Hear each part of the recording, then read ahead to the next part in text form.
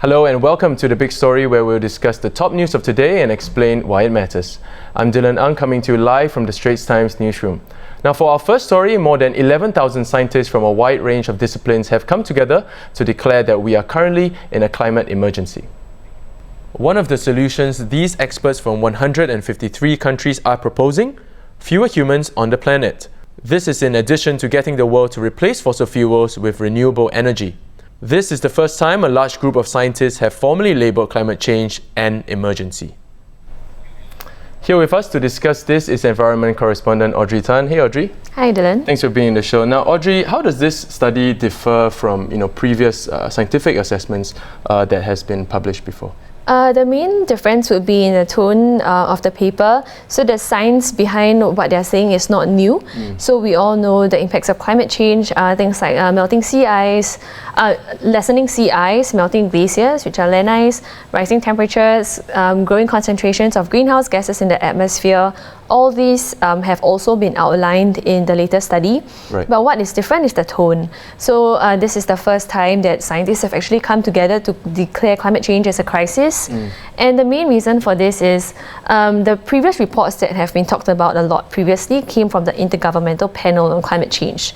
So as the name suggests, IPCC, Intergovernmental Panel, all the reports that are published have to be approved line by all the governments of the world. So that would actually, and the science has been quite clear that humans are responsible for climate change. This is not the stance that some countries agree with. So because IPCC works on a consensus basis, if you don't get all the countries agreeing on the use of certain words, you don't get to see that in the final report. Right. But in the latest study that was published in a scientific journal, you don't need to go through that same processes of approval by all the different governments of the world. So you can see that they are basing their report on science. It is quite clear and unequivocal in terms of the science that humans are driving climate change and that the impacts are quite drastic.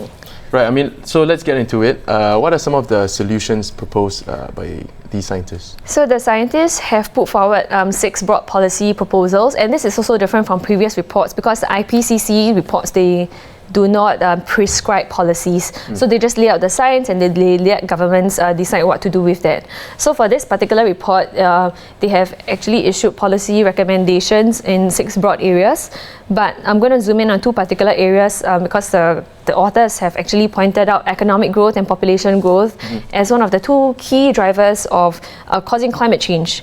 So one of the, in terms of proposals for the economy, the scientists are saying that maybe instead of using GDP as a gauge for growth, we should look at other things. So like the preservation of natural ecosystems for one, that's one of the policy proposals.